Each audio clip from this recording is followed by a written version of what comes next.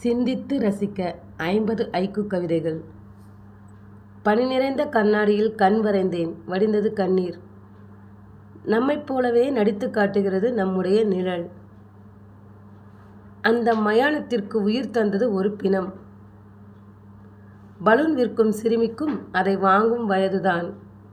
எந்த கிளி ஏமாற்றிச் சென்றதோ தாடியுடன் நிற்கிறது ஆலமரம். வாயை கிழித்த பிறகும் தொடர்ந்து பேசுகிறது கடிதம்.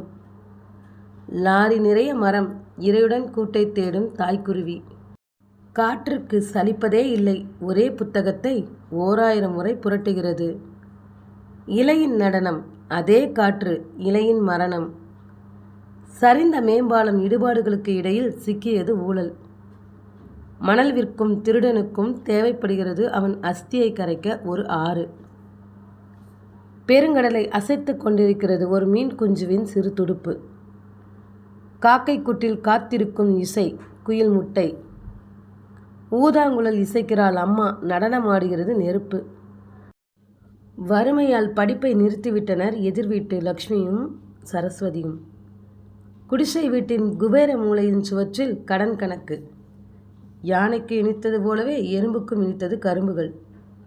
குழியில் விழுந்த யானை ஏறி செல்லும் எறும்பை வியப்புடன் பார்க்கிறது. படத்தில் இருந்தாலும் ஆணி எடுத்தே மாட்டப்படுகிறார் சிலுவையில் இயேசு.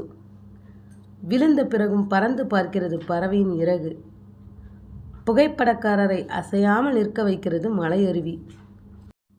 மயிலிறகு குட்டி போட்டது பள்ளியின் நினைவுகளை. ரயில் மோதி பிளிரும் யானையிடம் அளிக்கப்பட்ட காட்டின் குரல். உடைந்த பானை, மிச்சம் இருக்கிறது கொஞ்சம் தண்ணீர்.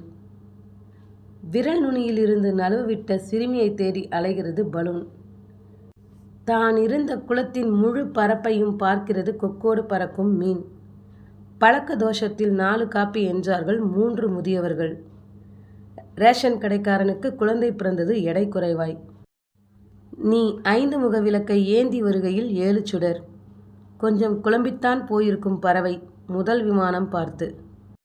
நேற்றைய சண்டையை மறந்து புன்னகைக்கிறது எதிர்வீட்டு குழந்தை. அடுத்து யாருக்கு பிறந்த நாள் என்ற ஏக்கத்துடன் எதிர்பார்க்கும் காப்பக குழந்தைகள்.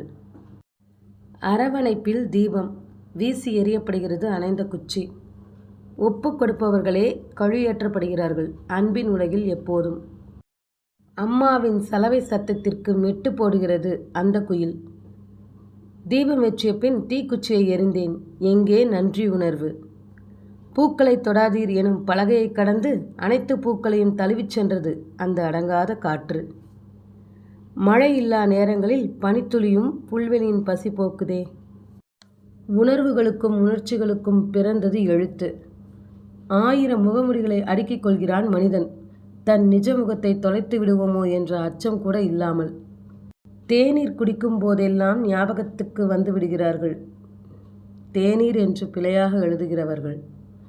தண்ணீர் இல்லா குளத்தில் நீந்துகிறது பறவையின் நிழல். நூலருந்த பட்டம் பதற்றத்துடன் கை நீட்டுகிறது மரம்.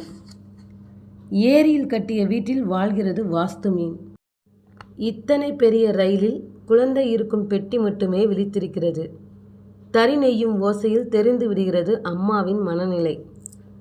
அறுவடை முடிந்த வயல், எதுவும் இல்லை என கையை விரித்து நிற்கும் பொம்மை. ஹை ஹீல்ஸும் ஐக்கூ கவிதை சொல்லுமடி உன் காழழகை வர்ணித்து. அம்மா, கற்சிலைகளோ பூஜை அறையில், தெய்வமோ சமையலறையில். சொல்ல முடியாத மௌனம், சொல்ல முடியாத ரணம், சொல்லியும் புரியாத மனம் என்பதால்.